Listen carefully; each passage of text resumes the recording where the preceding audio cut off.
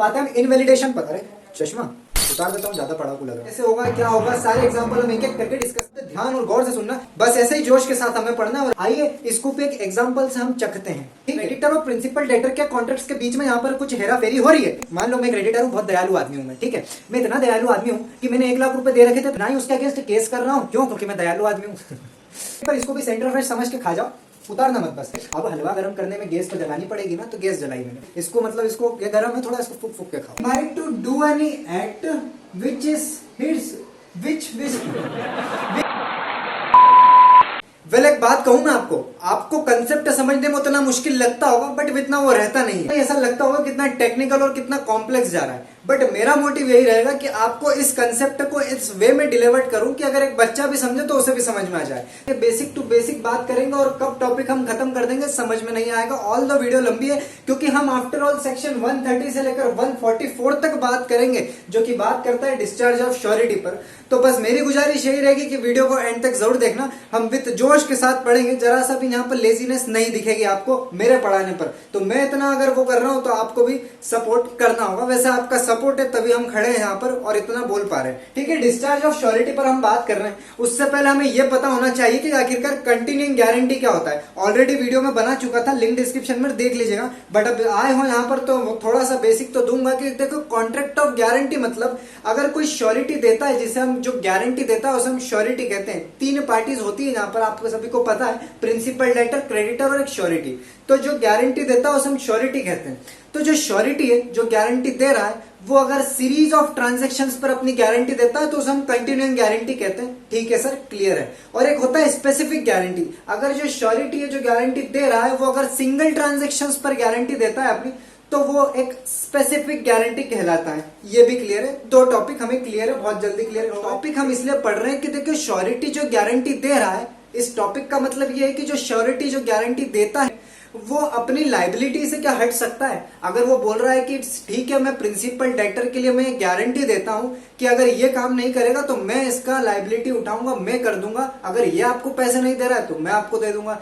तो ये जो इसकी पोस्ट पे आया है, जो श्योरिटी जो लाइबिलिटी की बात कर रहा है, ठीक है, वो उस लाइबिलिटी से हट सकता है क्या, डिस्चार्ज हो सकता है, और कब कब डिस्चार्ज हो सकता है। बस यही हम इन सारे सेक्शंस में पढ़ेंगे कि आफ्टर ऑल वो कौन कौन सी कंडीशंस है कि हम डिस्चार्ज पर बात करेंगे श्योरिटी की। तो सारी कंडीशंस हम इतने सारे सेक्शंस में क्लियर करेंगे। अभी एक गुजारिश करूंगा, 6 से 7 मिनट तो हम एक ओवरव्यू देखेंगे कि आखिरकार पढ़ने क्या वाले हैं। तो वीडियो को देख के भागना मत, एक एक चीज हम क्लियर करेंगे, आज खत्म कर देंगे इस टॉपिक को। हलवा टॉपिक है ये, ठीक है। तो डिस्चार्ज ऑफ श्योरिटी में बता दिया कि 3 तरीके से यहाँ पर श्योरिटी डिस्चार्ज होता है या नहीं होता है, वो जो भी बताया। By revocation, by conduct of creditor, by invalidation of the contract. ये 3 तरीके हैं। कौन कौन से 3 तरीके हैं? By revocation, by conduct of creditor and by invalidation of contract. By revocation का मतलब ये हो रहा है कि जो श्योरिटी ने गारंटी दी है वो उस गारंटी को रिवोक कर सकता है, वो अपनी लाइबिलिटी से हट सकता है। बाय रिवोकेशन, वो भी कैसे? नोटिस के थ्रू वो अपनी लाइबिलिटी से हट सकता है, वो डिस्चार्ज हो सकता है। कैसे होगा, कैसे होगा, क्या होगा, सारे एग्जांपल हम एक एक करके डिस्कस करेंगे। अभी हम सिर्फ पॉइंट टू पॉइंट बात कर रहे हैं। तो कंटिन्यूइंग गारंटी में अगर रिवोकेशन कैसे करेगा यहाँ पर श्योरिटी, क्या कर सकता है या नहीं कर सकता है, क्या वो डिस्चार्ज हो सकता है, वो हम पढ़ेंगे section 130 of Indian contract act के सेक्शन में। सेक्शन 131 हमें बताएगा कि अगर क्या श्योरिटी की डेथ हो जाती है तो क्या हम माना जाएगा कि उसने रिवोक कर दिया उसकी लाइबिलिटी से, क्या वो रिवोकेशन हो चुका है, क्या श्योरिटी यहाँ पर डिस्चार्ज हो चुका है क्या, अगर उसकी डेथ हो जाती है। नो डाउट उसने गारंटी दी, तो जो गारंटी उसने दी थी और उस गारंटी में अगर उसकी लाइबिलिटी आ रही है उससे पहले अगर उसकी डेथ हो जाती है तो क्या सिनेरियो रहेगा अगला, क्या वो डिस्चार्ज हो गया उसकी लाइबिलिटी से, हम ये पढ़ेंगे। दूसरी condition, by conduct of creditor, यानी कि क्रेडिटर के कुछ के कंडक्ट की वजह से अगर यहाँ पर श्योरिटी के डिस्चार्ज की बात करी जा रही है, जिसमें कि सेक्शन 133 कहता है कि वेरिएंस के थ्रू अगर कॉन्ट्रैक्ट में कुछ वेरिएंस होता है, प्रिंसिपल, डेटर और क्रेडिटर के बीच में कॉन्ट्रैक्ट को लेकर कुछ वेरिएंस होता है, कुछ ऊपर नीचे चीजें होती है, अगर नया कॉन्ट्रैक्ट या कॉन्ट्रैक्ट में कुछ वेरिएशन होता है तो बिना उसकी कंसेंट से, किसकी कंसेंट से, बिना श्योरिटी की कंसेंट से अगर कुछ वेरिएशन होता है प्रिंसिपल, डेटर और एक क्रेडिटर के बीच में, तो उस वेरिएशन से क्या उस श्योरिटी का डिस्चार्ज होगा, क्या वो लाइबिलिटी से हटेगा उसके, ये बताएगा सेक्शन 133। हटेगा या नहीं हम आगे पढ़ेंगे। सेक्शन 134 हमें बताएगा कि अगर क्रेडिटर ने यहाँ पर प्रिंसिपल डेटर को अपनी लाइबिलिटी से डिस्चार्ज कर दिया या फिर discharge in the sense release कर दिया, तो उसके रिलीज और डिस्चार्ज के कारण किसके, प्रिंसिपल डेटर के, तो क्या श्योरिटी भी डिस्चार्ज हो जाएगा, होगा या नहीं, आगे पढ़ते हैं। अच्छा, एक और चीज है कि अगर क्रेडिटर प्रिंसिपल डेटर पर अगर वो कहता है कि मैं ठीक है तुझे स्यू नहीं करूंगा अगर तू मेरे पैसे नहीं लौटाता है, आगे सारे सेक्शंस हम देखेंगे, अभी सिर्फ आप सुनो, मैंने क्या कहा, सिर्फ कान खोलकर रखो और सुनो बस कि मैं क्या यहाँ पर बोलना चाह रहा हूँ, एक ओवरव्यू दे रहा हूं मैं, ठीक है। तो यहाँ पर अगर क्रेडिटर प्रिंसिपल डेटर को अगर एग्री कर देता है कि ठीक है मैं तुझे स्यू नहीं करूंगा, जैसे कि तूने मुझसे 1 लाख रुपए दिए थे और पर्सन सी ने जो श्योरिटी है सपोज उसने तेरी गारंटी ली थी, ठीक है वो तो ठीक है, बट अगर मैं क्रेडिटर जो हूं, मैं अगर तुझे कंपाउंड्स और agrees not to sue principal debtor, देखिए कंपाउंड्स का मतलब ठीक है मैंने तुझसे 1 लाख रुपए दिए थे, एक काम कर तू मुझे 50,000 ही दे देना, ठीक है। अगर ये कुछ ऊपर नीचे चीजें हुई, साथ ही साथ वो ये भी एग्री करता है ठीक है अगर तू नहीं दे पा रहा है तो अभी मैं तुझे स्यू नहीं करूंगा, कुछ इस तरीके का वेरिएशन आ रहा है श्योरिटी के बिना कंसेंट के। अगर कुछ ऐसा क्रेडिटर और प्रिंसिपल डेटर के बीच में चीजें हो रही है तो क्या इस केस में श्योरिटी डिस्चार्ज होगा या नहीं, सेक्शन 135 हमें बताएगा। सेक्शन 136 हमें बताएगा कि अगर क्रेडिटर कुछ ऐसा कंडक्ट करता है कि जो कॉन्ट्रैक्ट हुआ था एक तीनों के बीच में, अगर प्रिंसिपल डेटर से अब यहाँ पर वो कॉन्ट्रैक्ट न करते किसी से थर्ड पर्सन से अगर कॉन्ट्रैक्ट होता है, तो क्योंकि थर्ड पर्सन से कॉन्ट्रैक्ट हुआ है, एग्रीमेंट हुआ है, तो क्या यहाँ पर एग्रीमेंट और कॉन्ट्रैक्ट में बहुत डिफरेंस है, वीडियो बना चुकी है देख लेना जाके। तो अगर वो कॉन्ट्रैक्ट अगर थर्ड पर्सन से होता है तो क्या उस थर्ड पर्सन के कॉन्ट्रैक्ट से क्या श्योरिटी डिस्चार्ज होगा या नहीं, सेक्शन 136 हमें बताएगा। सेक्शन 137 बताता है कि अगर क्रेडिटर के फॉरबियरेंस की वजह से अगर कॉन्ट्रैक्ट होता है, अगर क्रेडिटर कुछ फॉरबियरेंस करता है अपने कंडक्ट की वजह से, तो क्या डिस्चार्ज होगा श्योरिटी। फॉरबियरेंस क्या होता है हम समझेंगे। फॉरबियरेंस टू स्यू का मतलब होता है, देखिए अगर हम कहते हैं हमारे दोस्त को अगर अपने 1 लाख रुपए दिए हैं, तो मैं क्रेडिटर था, मेरे दोस्त जो है वो प्रिंसिपल डेटर, और मैंने उसके नाम पर एक गारंटी ले रखी थी, मान लो पर्सन सी उसने श्योरिटी दी थी, ठीक है। 1 लाख रुपए मैंने मेरे दोस्त को दिए थे, बस सुनो, 1 लाख रुपए मैंने मेरे दोस्त को दिए थे और उससे बोला था कि ठीक है इस वक्त तू मुझे लौटा देना। अब उसने 1 लाख रुपए अभी तक मुझे नहीं रिटर्न करे, तो मैंने सोचा चलो ठीक है आज नहीं कर रहा है तो कल कर देगा, ठीक है अभी नहीं कर रहा है तो 2 महीने बाद करेगा तो सही। तो मेरे इस पेशेंस को, इसको कहते हैं मियर फॉरबियरेंस, मतलब मेरे मियर फॉरबियरेंस की वजह से मैं क्या कर रहा हूं, उसको स्यू नहीं कर रहा हूं, क्योंकि आफ्टर ऑल मैंने उसको 1 लाख रुपए दिए तो मेरे पास ये पूरा अधिकार है कि मैं उस पर दावा ठोक सकता हूं, मैं उस पर केस कर सकता हूं। बट बिकॉज ऑफ मियर फॉरबियरेंस अगर मैं ऐसा कर रहा हूं कि ठीक है आगे वाले समय में दे देगा, ठीक है, तो इसका मतलब इसका ये होता है क्या कि श्योरिटी डिस्चार्ज हो जाएगा। क्या श्योरिटी डिस्चार्ज हो चुका क्या यहाँ पर, ठीक है, ये बताएंगे हम। सेक्शन 137 हमें बताएगा। सेक्शन 138 कहता है कि अगर को श्योरिटीज है कॉन्ट्रैक्ट में, कोई श्योरिटीज का मतलब होता है एक से ज्यादा अगर श्योरिटी दे रखी है, एक से ज्यादा श्योरिटी है, यहाँ पर अगर किसी ने गारंटी दे रखी है तो जो गारंटी देने वाले व्यक्ति हैं वो एक से ज्यादा है, उसको हम कह रहे हैं को श्योरिटी। तो अगर क्रेडिटर ने किसी एक श्योरिटी को डिस्चार्ज करा है तो क्या इसका मतलब होगा सारे डिस्चार्ज हो गए, ये हमें बताएगा सेक्शन 138। सेक्शन 139 हमें कहेगा कि अगर क्रेडिटर के कुछ एक्ट और ओमिशन की वजह से कुछ कॉन्ट्रैक्ट में हेरफेर होता है तो क्या श्योरिटी डिस्चार्ज होगा या नहीं।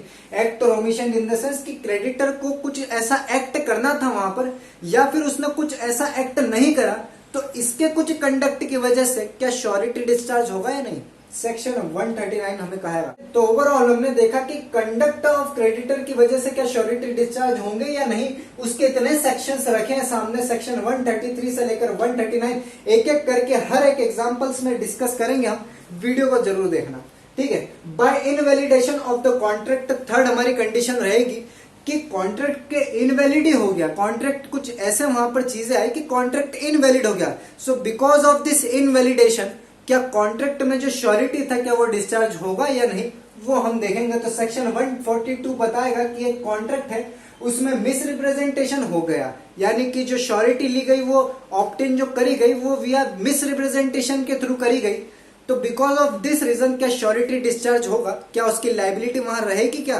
नहीं रहेगी या रहेगी, वो हम आगे पढ़ेंगे सेक्शन 132 में। सेक्शन 143 हमें कंसीलमेंट के बारे में करता है कि अगर श्योरिटी विया कंसीलमेंट के थ्रू ऑब्टेन करी गई है तो क्या उस केस में श्योरिटी की यहाँ पर लाइबिलिटी रहेगी या नहीं, क्या वो डिस्चार्ज हो चुका है, सेक्शन 143 बताएगा। और 144 बात करेगा व्हेन को श्योरिटीज ज्वाइन, वो आगे हम देखेंगे समझ के, बहुत छोटा सेक्शन है वो। इस पर हम बात करेंगे। तो ओवरऑल श्योरिटी के डिस्चार्ज पर हम इतनी सारी चीजें पढ़ेंगे। अब एक एक करके हम इनको समझते हैं डीप में, और जितनी इंपॉर्टेंट चीजें रहेगी वही मैं समझाऊंगा, फालतू का वीडियो लंबा नहीं करूंगा, ठीक है। और वीडियो में एक भी मैंने फालतू चीजें नहीं बोली, एक एक शब्द ध्यान और गौर से सुनना, बस ऐसे ही जोश के साथ हमें पढ़ना है। और अभी तक आप वीडियो देख रहे हो तो धन्यवाद सो मच, धन्यवाद सो मच, ठीक है। करते हैं स्टार्ट। तो आते हैं हम सेक्शन 130 पर। बाय रिवोकेशन के रिगार्डिंग बात कर रहे हैं। देखो रिवोकेशन पर मैं ऑलरेडी वीडियो बना चुका था, साइड में आ रही होगी, नहीं देखी हो तो जाकर देख लेना। बट फिर भी यहाँ पर ऊपर से मैं थोड़ा समझा देता हूँ, क्योंकि हम डिस्चार्ज ऑफ श्योरिटी पर बात कर रहे हैं। देखिए सेक्शन 130 में बता दिया कि कंटिन्यूइंग गारंटी में अगर श्योरिटी डिस्चार्ज कैसे होगा, क्या वो रिवोक कर सकता है क्या? तो जी हाँ, बिल्कुल वहां पर कह दिया कि जो कंटिन्यूइंग गारंटी का जो कॉन्ट्रैक्ट होता है, इस कंटिन्यूइंग गारंटी में जो रिवोकेशन ले सकता है श्योरिटी, किसी भी समय ले सकता है, at any time be revoked by the surety. But वो सिर्फ और सिर्फ फ्यूचर ट्रांजैक्शंस के लिए ही रिवोक हो सकता है यहाँ पर। और वो भी कैसे? By notice to the creditor, notice देना पड़ेगा उसको रिवोकेशन का। और वो ये भी बता दिया, कंडीशन रख दी कि वो फ्यूचर ट्रांजैक्शन के लिए रिवोक हुआ है, ठीक है। उससे पहले पहले अगर यहाँ पर उसने जो नोटिस, मान लो उसने जो नोटिस दिया वो 1 तारीख को दिया, 1 तारीख से पहले पहले कुछ नुकसान हुआ होगा तो उसका तो वो लॉस देना रहेगा उसको, अगर प्रिंसिपल डेटर ने नुकसान कुछ करा है, ठीक है। नोटिस जब आपने दिया रिवोकेशन का जिस श्योरिटी ने, उससे पहले पहले अगर यहाँ पर प्रिंसिपल डेटर ने कुछ लॉस करा होगा, अब प्रिंसिपल डेटर के नाम पर क्योंकि उस श्योरिटी ने लाइबिलिटी ली थी, तो अगर नोटिस से पहले पहले यहाँ पर जब आपने रिवोकेशन नहीं करा, उससे पहले पहले अगर कुछ यहाँ पर आपको लॉस हुआ है क्रेडिटर को, तो यहाँ पर उसकी लाइबिलिटी रहेगी श्योरिटी की कि वो उस लॉस की भरपाई करे, क्योंकि उसने गारंटी दी थी। बट जब उसने नोटिस दिया, अब उसके आने वाले समय में, अब आगे जो फ्यूचर ट्रांजैक्शंस में अगर प्रिंसिपल डेटर कुछ नुकसान करता है तो उसके लिए जो श्योरिटी है वो डिस्चार्ज हो चुका है, वो रिवोक कर चुका है, तो उसके लिए वो लायबल नहीं रहेगा, ये कहना चाह रहा है सेक्शन 130। अब मैं यहाँ पर कुछ एक्स्ट्रा चीज बताना चाहूंगा। ये तो कंटिन्यूइंग गारंटी की बात कर ली, यानी कि जो गारंटी सीरीज ऑफ ट्रांजैक्शन में दे रहा है, तो उसमें यहाँ पर रिवोकेशन की बात कर ली कि कॉन्ट्रैक्ट में श्योरिटी डिस्चार्ज होगा। बट अगर सिंगल ट्रांजैक्शन का कॉन्ट्रैक्ट हो, यानी कि एक स्पेसिफिक गारंटी हो, तो उसमें क्या यहाँ पर रिवोक कर सकता है क्या श्योरिटी? एक एग्जाम्पल देखते हैं। मान लो बी क्रेडिटर है, बी ने सी से, मतलब ये जो सी है, इस सी ने बी से 1 लाख रुपए मांगे थे, ठीक है। अब 1 लाख रुपए जो मांगे, इसने बोला था मुझे तो गारंटी लगेगी, क्या पता तू मेरे 1 लाख रुपए लेके भाग जाए, ठीक है। तो जो पर्सन ए है, ये भगवान आ गए यहाँ पर, तो उन्होंने कह दिया कि एक काम करो क्रेडिटर साहब, मैं इसकी गारंटी देता हूँ आपको प्रिंसिपल डेटर की, कि अगर 1 लाख रुपए अगर ये रिटर्न नहीं करता है तो मैं एज ए श्योरिटी खड़ा हूँ यहाँ पर, मैं आपको ये 1 लाख रुपए प्रोवाइड कर दूंगा। तो इसने, क्योंकि इसके कहने पर 1 लाख रुपए इस पर्सन सी को दे दिए इन द सेंस, भाई प्रिंसिपल डेटर के ऊपर अब लाइबिलिटी आ गई कि अगर 1 लाख रुपए दिए हैं, तो क्योंकि इसने वादा करा था, प्रॉमिस करा था कि 1 लाख रुपए तुझे लौटा दूंगा, तो भाई श्योरिटी से पहले तो इसके ऊपर ही लाइबिलिटी रहती है कि 1 लाख रुपए मुझे देना है। ये अगर नहीं देता है तो सेकेंडरी लाइबिलिटी इसकी आती है श्योरिटी की, अगर ये नहीं देता है तो मैं दूंगा। अब हुआ ये कि मान लो इसके पास 1 लाख रुपए आ गए, तभी तो ये यहाँ पर लायबल होगा इसको देने के लिए, ठीक है। मान लो अगर यहाँ पर प्रिंसिपल डेटर की लाइबिलिटी अक्रूड ही ना हुई, अक्रूड का इन द सेंस मैं कह रहा हूं कि मान लो इस बी ने 1 लाख रुपए भी इसको दिए ही नहीं, तो उस ना देने से पहले पहले ये जो श्योरिटी है, ये अगर चाहे तो रिवोक कर सकता है विया नोटिस के थ्रू, अपनी गारंटी जो उसने दी कि 1 लाख रुपए इसको दे दो, ठीक है। अगर ये नहीं देता है तो मैं श्योरिटी देता हूं। अब क्योंकि इसने जो बोल दिए हैं ये यहाँ पर कि मैं इसको श्योरिटी देता हूं, ये चाहता है कि इस लाइबिलिटी से मैं हट जाता हूँ, रिवोक कर देता हूँ, तो मैं ये बताना चाह रहा हूँ कि कब कर सकता है भाई? क्रेडिटर 1 लाख रुपए दे दिए, ना देने से पहले, मतलब क्रेडिटर ने अभी 1 लाख रुपए इसको नहीं दिए, अभी प्रिंसिपल डेटर के ऊपर लाइबिलिटी अक्रूड नहीं हुई है, इससे पहले पहले अगर ये चाहता है तो रिवोक कर सकता है। बट जैसे ही उसने 1 लाख रुपए इसके कहने पर दे दिए, तो फिर ये यहाँ पर रिवोक नहीं कर सकता in case of specific guarantee. ये मामला किसमें बताया मैंने? स्पेसिफिक गारंटी के मामले में बताया। किसमें? Specific guarantee. तो हमने कंटिन्यूइंग गारंटी और स्पेसिफिक गारंटी के रिवोकेशन पर बात कर ली कि यहाँ पर रिवोकेशन कैसे होगा, श्योरिटी का डिस्चार्ज होता है या नहीं। आपके सामने उत्तर मैंने दे दिया। आते हैं हम सेक्शन 131 पर, जो भी बता रहा है कि डेथ से रिलेटेड बात करी जा रही है कि श्योरिटी की डेथ हो जाती है तो क्या वो डिस्चार्ज होगा। समझते हैं। देखिए अब यहाँ पर ये बता दिया गया है कि अगर श्योरिटी की डेथ हो जाती है तो क्या माना जाएगा कि रिवोकेशन हो चुका है उसकी साइड से, क्या वो उसकी लाइबिलिटी से हट चुका है, ये बताएगा सेक्शन 131 इसका उत्तर देगा हमें। तो उसमें कहते हैं कि जनरल रूल तो यही है कि बॉस अगर श्योरिटी की डेथ हो जाती है तो मान लिया जाएगा कि उसका कॉन्ट्रैक्ट में उसका रिवोकेशन हो चुका है। जनरल रूल तो यही है कि श्योरिटी की डेथ होती है तो कहा जाएगा कि रिवोकेशन भी हो गया है उसकी साइड से। बट थिंग इज दैट कि आगे की लाइन में कॉन्ट्ररी वाली बात कर दी गई, उसमें यह बोल दिया गया कि अगर कॉन्ट्रैक्ट में ऐसा कुछ लिख दिया था कि अगर श्योरिटी यानी कि मेरी अगर डेथ होती है एज ए श्योरिटी, अगर मैं जो हूं अगर उसकी डेथ होती है तो भाई मेरी डेथ के बाद ये नहीं माना जाएगा कि रिवोकेशन हो चुका है। अगर कुछ ऐसा पॉइंट डला रहता, कुछ ऐसी चीजें रहती कॉन्ट्रैक्ट में तो नहीं मानेंगे, बट इन जनरल देखा जाए तो श्योरिटी की डेथ मानी जाएगी रिवोकेशन पर। ठीक है कि रिवोकेशन कर दिया गया है, ये बताता है सेक्शन 131 हमारा कि डिस्चार्ज ऑफ श्योरिटी के रिगार्डिंग। ठीक है, अच्छा हमने ये तो देख लिया कि अगर श्योरिटी की डेथ हो जाती है तो माना जाएगा रिवोकेशन, और कॉन्ट्ररी का सेक्शन भी देख लिया हमने, कॉन्ट्ररी से रिलेटेड चीज देख ली। बट आगे मैं आपको ये समझाना चाह रहा हूं कि अगर यहाँ पर ये बात करी गई कि जो श्योरिटी की डेथ हो जाती है तो हमको ये तो पता है कि उसके जो लीगल रिप्रेजेंटेटिव हैं उस श्योरिटी के डेथ की जितनी भी उस श्योरिटी की जो भी एस्टेट होगी, जो भी प्रॉपर्टीज होगी, वो किसको दे दी जाती है? लीगल रिप्रेजेंटेटिव को उसके दे दी जाती है। तो क्या वो श्योरिटी की प्रॉपर्टी यूज करी जा सकती है ट्रांजेक्शन्स के लिए? कैसे? मैं क्या कहना चाह रहा हूँ, the state of deceased surety is however liable for those transaction which had already taken place during life time of the deceased. इसका मतलब ये है, मान लो एक जो श्योरिटी था उसने 2002 में एक किसी कंटिन्यूइंग गारंटी में वो यहाँ पर एक किसी कंटिन्यूइंग गारंटी में यहाँ पर उसने गारंटी दे रखी थी। कब? 2002 में। ये उसकी कंटिन्यूइंग गारंटी जो थी जो वो चली 2004 तक। 2004 में मतलब उस व्यक्ति की डेथ हो जाती है, किसकी? उस श्योरिटी की। तो यहाँ पर ये पूछना चाह रहा हूं मैं कि 2002 से लेकर 2004 के बीच में जितने भी ट्रांजेक्शन्स हुए, क्या इस ट्रांजेक्शन्स पर, इस ट्रांजेक्शन के लिए जो श्योरिटी की जो डेथ हुई है, इस श्योरिटी के जो प्रॉपर्टीज थी, जो एस्टेट थे, इस एस्टेट को क्या इन ट्रांजेक्शन्स के लिए यूज करा जा सकता है? क्योंकि इसकी तो डेथ हो चुकी है श्योरिटी। तो श्योरिटी के सामने के जो ट्रांजेक्शन्स हुए थे, उसके मरने के पहले जितने भी ट्रांजेक्शन्स हुए थे, तो क्या उस ट्रांजेक्शन्स के लिए उस स्टेट को, उसकी प्रॉपर्टी को, उसके जितने भी एसेट्स थे श्योरिटी के, क्या उसको यूज करा जा सकता है इस ट्रांजेक्शन्स के लिए?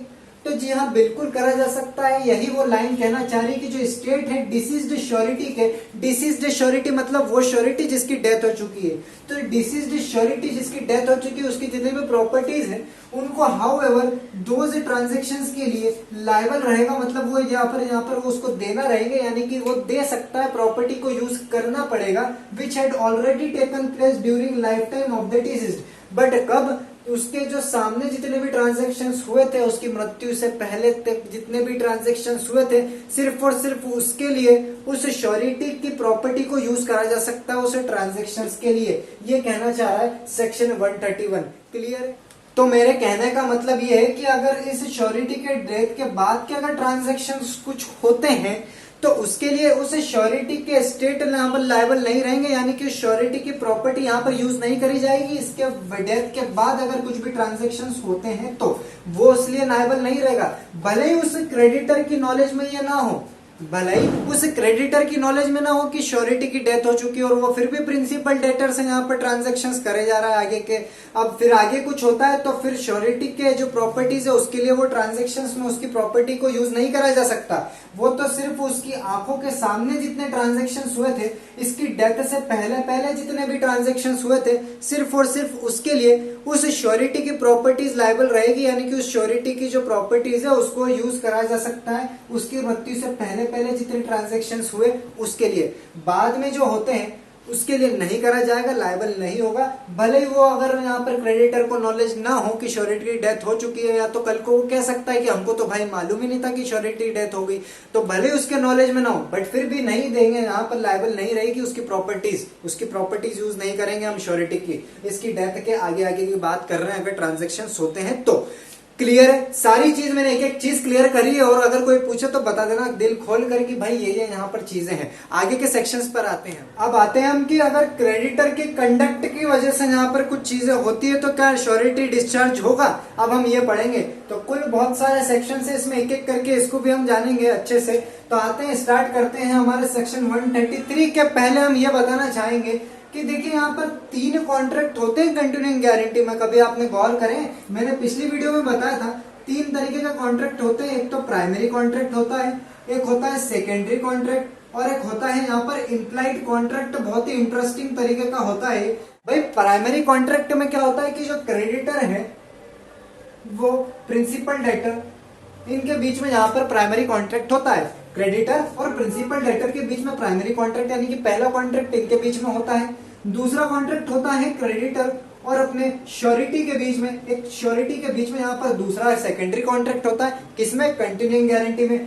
थर्ड कॉन्ट्रैक्ट बहुत इंटरेस्टिंग होता है क्योंकि ये तो एक प्रिंसिपल डेटर और श्योरिटी के बीच में एक कहें अब इम्प्लाइड तरीके से यहाँ पर ये कॉन्ट्रैक्ट होता है। कैसे भाई? अगर ए और बी और सी है, यहाँ पर ए है, बी है और सी है। अगर ए यहाँ पर गारंटी देता है तो उसे हम श्योरिटी कहते हैं, बी यहाँ पर क्रेडिटर है और सी यहाँ पर प्रिंसिपल डेटर है। मान लो यहाँ पर 1 लाख रुपए इस बी ने सी को दिए, क्रेडिटर ने 1 लाख रुपए सी को दिए, जिसकी गारंटी श्योरिटी किसने ले रखी है? पर्सन ए ने, क्योंकि वो श्योरिटी है। तो अगर 1 लाख रुपए इसने दिए तो प्राइमरी कॉन्ट्रैक्ट तो बी और सी के बीच में हुआ, यानी कि क्रेडिटर और प्रिंसिपल डेटर के बीच में हुआ। That's why we are saying primary contract. दूसरा कॉन्ट्रैक्ट हुआ कि भाई श्योरिटी किसने दी? इसके नाम की इस ए ने दी, ठीक है। तो दूसरा यहाँ पर सेकेंडरी कॉन्ट्रैक्ट क्या हुआ? क्रेडिटर और श्योरिटी के बीच में, जो हम कह रहे हैं सेकेंडरी कॉन्ट्रैक्ट, और ये होता है प्राइमरी कॉन्ट्रैक्ट। और तीसरा कॉन्ट्रैक्ट मैं कह रहा हूँ इम्प्लाइड कॉन्ट्रैक्ट, जो कि इसके और इसके बीच में हुआ, श्योरिटी और प्रिंसिपल डेटर के, जो कि कह रहे हैं हम इम्प्लाइड कॉन्ट्रैक्ट। और इसका मतलब ये है कि भाई अगर इसने श्योरिटी दे रखी है, मान लो ये सी जो है इस बी को 1 लाख रुपए नहीं दे पाया, तो क्योंकि इसने श्योरिटी ले रखी थी तो 1 लाख रुपए कल को इसने दिए।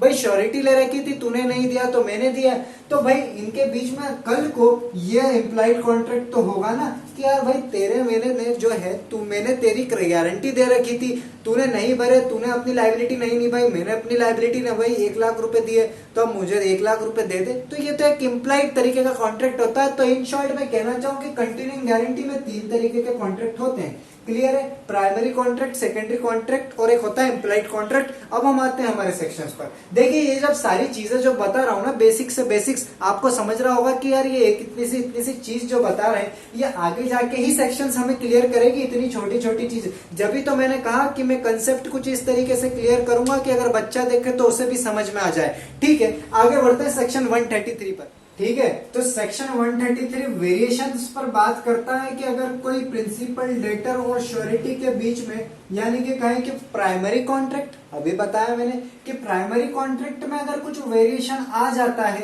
तो क्या यहाँ पर डिस्चार्ज होगा? कौन? श्योरिटी। यानी कि क्या कह रहा है कि एनी वेरिएशन, अगर कोई वेरिएशन होता है कॉन्ट्रैक्ट में बिना श्योरिटी के कंसेंट से, without the consent of surety, terms of contract between principal debtor and creditor, यानी कि अगर वेरिएशन होता है प्रिंसिपल डेटर और क्रेडिटर के बीच के कॉन्ट्रैक्ट में, अगर श्योरिटी के कंसेंट के बिना, उसके नॉलेज में नहीं रहता है, तो क्या श्योरिटी डिस्चार्ज होगा? तो जी हाँ, बिल्कुल होगा। यहाँ पर लिखते हैं कि discharge the surety as to transaction subsequent, यहाँ पर लिखा है to the variance. Subsequent in the sense, देखो मैं कहना ये चाह रहा हूं यहाँ पर कि देखो प्राइमरी कॉन्ट्रैक्ट में हमने क्या देखा था कि क्रेडिटर और यहाँ पर प्रिंसिपल डेटर के बीच में पहला कॉन्ट्रैक्ट होता है, एंड सेकेंडरी कॉन्ट्रैक्ट होता है यहाँ पर श्योरिटी और क्रेडिटर के बीच में, और इम्प्लाइड कॉन्ट्रैक्ट होता है यहाँ पर प्रिंसिपल डेटर और श्योरिटी के बीच में। ठीक है, तो कहना ये चाह रहे हैं कि अगर क्रेडिटर और principal debtor in the sense, अगर कॉन्ट्रैक्ट में, प्राइमरी कॉन्ट्रैक्ट में यहाँ पर अगर कुछ हेर फेर होता है, वेरियंस होता है इस श्योरिटी के बिना कंसेंट के, इसको तो नॉलेज में ही नहीं है, प्राइमरी कॉन्ट्रैक्ट में ही अगर आपने कुछ वेरिएंस कर दिया है प्रिंसिपल डेटर और क्रेडिटर ने, यानी कि क्रेडिटर की कंडक्ट की वजह से यहाँ पर कॉन्ट्रैक्ट में कुछ वेरिएंस हो रहा है प्राइमरी कॉन्ट्रैक्ट में, तो यहाँ पर जो श्योरिटी है वो अपनी लायबिलिटी से डिस्चार्ज हो जाएगा, ट्रांजेक्शन से डिस्चार्ज हो जाएगा। बट यहाँ पर सब्सिक्वेंट बता दिया गया। सब्सिक्वेंट का मतलब ये है कि भाई जब वेरिएशन हुआ ना कॉन्ट्रैक्ट में, प्राइमरी कॉन्ट्रैक्ट में जब वेरिएशन हुआ, उसके बाद से यहाँ पर वो उस बाद के जो ट्रांजेक्शन होंगे उन बाद के ट्रांजेक्शन के लिए श्योरिटी डिस्चार्ज हुआ है, उससे वेरिएशन से पहले पहले जितने भी ट्रांजेक्शन हुए होंगे उसके लिए तो श्योरिटी लायबल रहेगा। बट वेरिएंस के अगर बाद कुछ भी ट्रांजेक्शन होते हैं, वेरिएशन अगर हो जाता है प्राइमरी कॉन्ट्रैक्ट में श्योरिटी के बिना कंसेंट से, एक एक ध्यान देना वर्ड्स पे, तो बाद के सब्सिक्वेंट जो ट्रांजेक्शंस होंगे उन सब्सिक्वेंट ट्रांजेक्शंस के लिए यहाँ पर श्योरिटी डिस्चार्ज हो चुका है, अब वो लायबल नहीं होगा। ये कहना चाह रहा है सेक्शन 133। एक एक वर्ड्स पे, एक एक लाइन पर जोर देते हुए मैंने समझाया और आगे के सेक्शन समझेंगे, ठीक है। इसका मैं एक एग्जाम्पल भी दे देता हूँ आपको। एग्जाम्पल बहुत ही सिंपल है, इसको देखकर इतना घबराना नहीं है हमको, सारी चीज सिंपल है। देखिए इस एग्जाम्पल में ये होता है कि 3 लोग हैं, एक surety, principal debtor, creditor. Obvious सी बात है, कंटिन्यूइंग गारंटी का एग्जाम्पल देख रहे हैं। तो हुआ ये कि ये एक क्लर्क अपॉइंट कर दिया गया, किसके द्वारा? सी के द्वारा। किसकी श्योरिटी पर? इस ए की श्योरिटी पर। एक एक वर्ड पे ध्यान देना मेरे कि बी जो है क्लर्क रख दिया गया उसको कि वो जो है गुड्स को सेल करेगा और उसको ईयरली सैलरी पर रख लिया गया सी के द्वारा। बट कब? जब ए ने श्योरिटी दे रखी थी कि ठीक है आप रख लीजिए, अच्छा काम करेगा, ठीक है, बट अगर कुछ होता है तो मैं इसके लिए लायबल रहूंगा, मैं इसकी गारंटी देता हूं, जिसकी वजह से ये क्रेडिटर एग्री हो जाता है और उस बी को एज अ क्लर्क रख लेता है अपने ऊपर, ठीक है। बाद में ये होता है कि बिना ए की नॉलेज के, या मैं कहूं बिना ए की कंसेंट के, किसके? ए की। ए कौन है? श्योरिटी। तो श्योरिटी के बिना उसकी नॉलेज के और बिना उसकी कंसेंट के, एक ही बात है। अगर बी और सी के बीच में कुछ कॉन्ट्रैक्ट होता है, यानी कि सी और बी जो प्रिंसिपल डेटर और क्रेडिटर के बीच में बिना ए की कंसेंट और नॉलेज की वजह से, बिना ए की कंसेंट और नॉलेज से इनके बीच में कॉन्ट्रैक्ट होता है। कॉन्ट्रैक्ट ये होता है कि जो सी है वो कहता है बी को, यानी कि जो क्रेडिटर है वो कुछ ऐसा कंडक्ट करता है बी को, वो कहता है कि it should be paid commission on the goods sold by him and not bye fixed salary, कि जो भी तू गुड्स सेल करेगा उस पर मैं एक फिक्स्ड कमीशन रखता हूं and not bye fixed salary, ठीक है। इसके लिए बी जो है एग्री हो जाता है, वो लालच में आ जाता है कि ठीक है जितने मैं बेचूंगा उतने वो कमीशन मिलेंगे मेरे को, ठीक है। तो ये एक नया इनके बीच में कॉन्ट्रैक्ट होता है। बात ये नहीं है कि कॉन्ट्रैक्ट क्या हुआ है, बात ये है कि वेरिएशन हुआ है ना उस कंटिन्यूइंग गारंटी में। जी हाँ बिल्कुल। और बात ये भी है कि बिना कंसेंट के हुआ है श्योरिटी के। जी हाँ बिल्कुल। तो हुआ कुछ भी हो, अल्टरेशन तो हुआ है ना, चेंजेस तो हुए हैं ना, वेरिएशन तो हुए हैं ना, बिना श्योरिटी के कंसेंट के। क्योंकि हुए हैं क्रेडिटर की कंडक्ट की वजह से, यानी कि क्रेडिटर और प्रिंसिपल डेटर के बीच में कुछ वेरिएशन हुआ कॉन्ट्रैक्ट को लेकर, इसलिए हुआ। तो अगर कल को अगर कुछ यहाँ पर नुकसान होता है, अगर ये बी नुकसान करता है, तो जो ए है वो लायबल नहीं होगा। वो सब्सिक्वेंट जो ट्रांजेक्शन्स आगे हुए आपके नए कॉन्ट्रैक्ट करने पर, जो सब्सिक्वेंट आगे जो जितने भी ट्रांजेक्शन्स हुए उसके लिए जो ए है, जो श्योरिटी है, वो लायबल नहीं होगा। वो इसलिए नहीं होगा क्योंकि आपने वेरिएशन कर दिया, वो भी मेरी बिना कंसेंट के, बिना मेरी नॉलेज के। बात वो नहीं है यहाँ पर कि कॉन्ट्रैक्ट में वेरिएशन क्या हुआ है, बात बस ये है कि वेरिएशन होना जरूरी है। क्लियर है? बिकॉज वेरिएशन है और बिकॉज यहाँ पर उस श्योरिटी के कंसेंट के बिना है चीजें, तो यहाँ पर कह दिया जाएगा कि अब आगे, अब आपके जो नए कॉन्ट्रैक्ट आपने कर लिए, अब उस प्राइमरी कॉन्ट्रैक्ट में जो भी वेरिएशन करा है, और अगर कल को कुछ ट्रांजैक्शंस में चीजें खत्म होती है, खराब होती है, अगर कुछ भी मिसकंडक्ट होता है, तो उसके लिए श्योरिटी यहाँ पर जो कि ए था वो लायबल नहीं होगा इस पर्सन बी के लिए, इस पर्सन क्लर्क के लिए, इस पर्सन प्रिंसिपल डेटर के लिए। क्लियर है यहाँ पर सेक्शन 133। अब हम आगे आते हैं सेक्शन 134। बहुत ही सिंपल है, वो भी एक जैसा ही है। सेक्शन 133 लगभग उसके जैसा ही है। ये भी कहना चाह रहा है कि discharge of surety by release और डिस्चार्ज ऑफ प्रिंसिपल डेटर, कि अगर क्रेडिटर, इन शॉर्ट में कहना चाहूं पूरा सेक्शन ये बताना चाह रहा है कि अगर क्रेडिटर कुछ ऐसा कंडक्ट करता है, या मैं कहूं क्रेडिटर कुछ ऐसा एक्ट या फिर कुछ ऐसा ओमिशन करता है जिसकी वजह से कि उसके एक्ट और उसके ओमिशन की वजह से रिजल्ट क्या निकलता है, रिजल्ट ये निकलता है कि प्रिंसिपल डेटर रिलीज हो चुका, या फिर मैं कहूं कि वो डिस्चार्ज हो चुका। किस चीज से? वो प्रिंसिपल डेटर अपनी लाइबिलिटी से डिस्चार्ज हो चुका या फिर रिलीज हो चुका वजह से, यानी कि क्रेडिटर का कुछ ऐसा कंडक्ट होता है जिसकी वजह से क्या होता है कि जो प्रिंसिपल डेटर है वो अपनी लाइबिलिटी से डिस्चार्ज हो जाता है, या मैं कहूं कि वो रिलीज हो जाता है। तो यहाँ पर ये बोला जा रहा है सेक्शन 134 कि यहाँ पर कर दिया जाएगा क्या, कि श्योरिटी कि यहाँ पर डिस्चार्ज हो चुका है, श्योरिटी अपनी लाइबिलिटी से डिस्चार्ज हो चुका है, सेक्शन 134 कहता है। आइए इसको पे एक एग्जांपल से हम चखते हैं, ठीक है। तो एक बहुत बेसिक सा एग्जांपल आपके सामने लाया हूं मैं, इतना सिंपल एग्जांपल है। ये कहना ये चाह रहा है तीन यहाँ पर पार्टीज है, प्रिंसिपल, डेटर, श्योरिटी और यहाँ पर क्रेडिटर। होता यह है कि जो बी है वो मटेरियल प्रोवाइड करेगा, क्यों भाई, कि जो ए है वो एक हाउस बिल्ड करेगा और सी यहाँ पर श्योरिटी है। होता यह है कि यहाँ पर कॉन्ट्रैक्ट कुछ इस तरीके का होता है, बोला जाता है कि जो ए है मैं आपके लिए हाउस बिल्ड करूंगा, किसके लिए, बी के लिए, ठीक है, मैं आपके लिए हाउस बिल्ड करूंगा, आप मुझे मटेरियल प्रोवाइड करना। तो बी एग्री हो जाता है। तो बी यहाँ पर क्रेडिटर होता है, ठीक है, वो मटेरियल प्रोवाइड करता है, अपने घर बनाने के लिए मटेरियल प्रोवाइड करेगा, ठीक है। और प्रिंसिपल डेटर कौन है, ए है, जो कहता है कि ठीक है मैं आपके लिए हाउस कंस्ट्रक्ट करूंगा, ठीक है। सी यहाँ पर होता है श्योरिटी। इसलिए श्योरिटी होता है कि क्रेडिटर कहता है कि ठीक है मैं मटेरियल प्रोवाइड करूंगा, पर इसकी क्या गारंटी है कि मेरा मटेरियल प्रोवाइड करने पर तू मेरा हाउस बना देगा, मेरा घर कंस्ट्रक्ट कर देगा। तो एक ही गारंटी कौन लेता है, श्योरिटी। फिर सी यहाँ पर भगवान बन के आता है कि बॉस मैं इसकी गारंटी लेता हूं कि अगर ये इसका घर, आपका घर नहीं बना पाया अगर आपके मटेरियल देने पर भी, तो इसकी गारंटी मैं लेता हूं, कुछ भी नुकसान होता है मैं भरपाई करूंगा क्योंकि कुछ ज्यादा ही पैसा आ गया मेरे पास, ठीक है। तो ये कहता है श्योरिटी दे देती है। अब होता ये है कि सेक्शन ये कहना चाह रहा है क्योंकि ये क्रेडिटर है, अब क्रेडिटर के कुछ ऐसे एक्ट की वजह से या फिर मैं कहूं कुछ ऐसे ओमिशन की वजह से अगर यहाँ पर प्रिंसिपल डेटर का डिस्चार्ज हो जाता है, अगर रिलीज हो जाता है तो श्योरिटी भी डिस्चार्ज हो गया। मैं ये कहना चाह रहा हूं इस एग्जांपल की वजह से हुआ ये कि ये मटेरियल प्रोवाइड करने का इसने कहा था इस प्रिंसिपल डेटर को कि आप हाउस बिल्ड करना। होता ये है कि ये कुछ ऐसा एक्ट करता है, अब वो कैसा एक्ट है, यानी कि इसने ओमिट कर दिया। क्या ओमिट कर दिया, इसने जो मटेरियल प्रोवाइड करना था इस पर्सन ए को वो मटेरियल प्रोवाइड ही नहीं करा, यानी कि ये क्रेडिटर ने कुछ ऐसा कंडक्ट करा, यानी मैं कहूं कि ओमिट कर दिया, जो उसको एक्ट करना था वो ओमिट कर दिया उसने।